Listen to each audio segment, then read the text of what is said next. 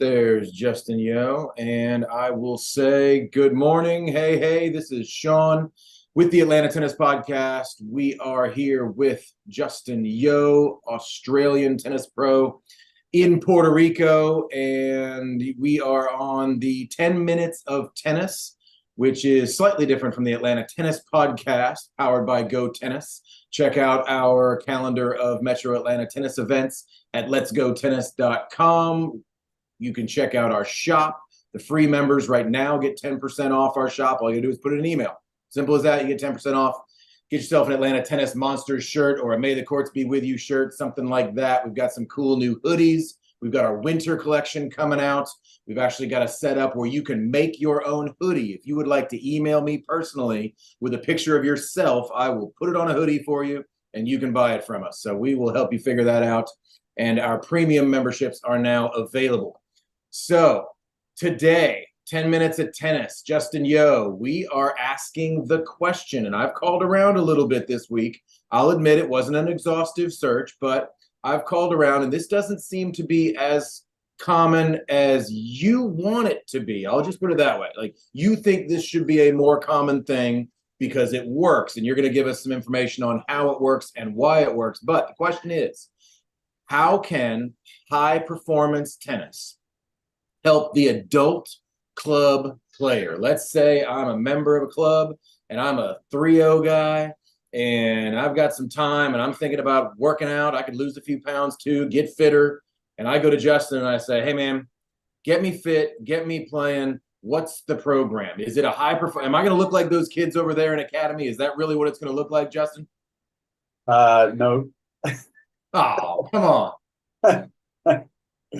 Uh, those kids starting at a young age get the luck of having muscle memory very soon. Different thing, right? Totally different thing. When you're talking to an adult, probably the first thing I would find out is exactly what sporting background he has. When you find out what sporting background he has, you can start to utilize some of the muscle memories they already have. And that's a bit of a high performance mentality versus just someone, let me see you swing and okay, let's get this grip right and let's get this right and let's get that right, and let's take 10 weeks to finally hit a ball over the net, So I come in a totally different perspective. I will do I don't know, 10-minute, 15-minute review of feeding them balls, letting them just hit ball the way they see it. And you start to identify the things they already have. Do they have good perception? Do they have good footwork? Do they contact the ball in front already? Is the racket face open or closed? Do they understand what that means? There's so many things you can do to make it very simple for them to start learning how to hit the ball back and forth and start to rally and then build things around the rally. When you know what restrictive positions they have and they're not good at going side to side, then you can start to understand then are they going to have a short swing or are they going to have a big swing? There's so many what you claim high performance elements that you can look for to make the amateur player accelerate their growth a lot quicker and become a tennis player than taking a slow way. And then, all right, I'll say it. I'm so sick of hearing racket back. There is no more racket back. All right. So a high performance player will talk about a unit turn, show them how to use their body, show them how to move to the ball and hit the ball. Right. You don't stand in one position. You don't take your racket back. You take your racket back, you're always going to have a leg contact. It's a guarantee every single time, especially for a 3-0 man. So there's no turn, there's no body, the shoulder starts to hurt, the wrist starts to hurt. Come on.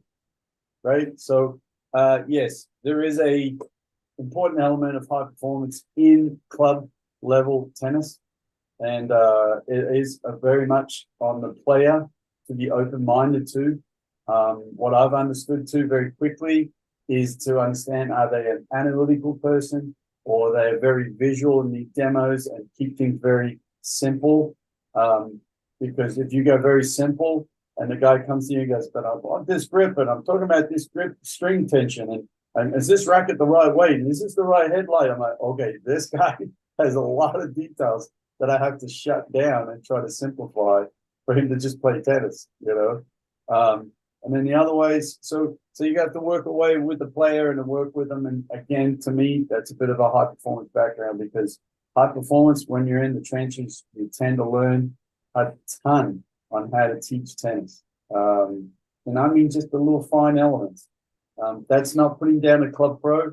Club pros are very, very, very good at communication. They're very, very good at working with people. They're very, very good at working with numbers. But if you've seen, I'd have to say in the last 10, 20 years, at least when you go to these conferences, there's a very big element around high performance and teaching pros how to teach the new ways versus the old ways. And so a lot of pros are interested in that, even tennis directors. They're very much interested in that, because if they've got the knowledge, they're passing it down to their pros, or they're keeping an eye on things that they're more new age, they're new modern for their program. And going along that line, there are different types of coaches out there. And I don't remember if we've talked about that specifically. Maybe we need to add that to our 10 minutes of tennis.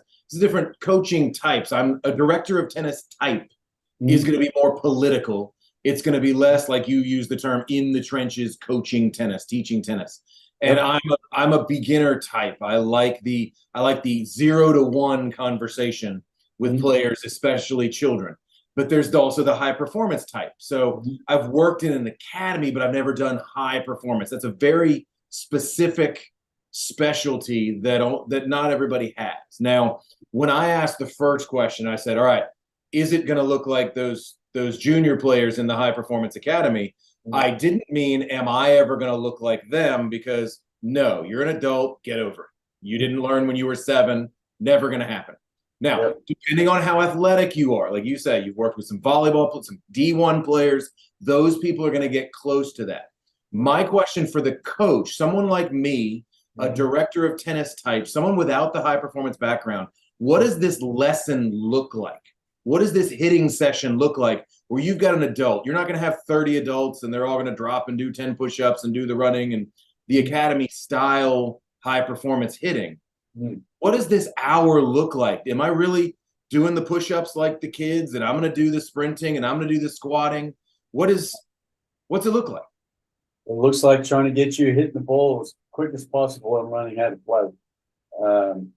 If there's anything I've gathered from Mike Burrell's system in the last probably 15, 20 years is just the whole concept of getting someone to play and getting them to back and forth.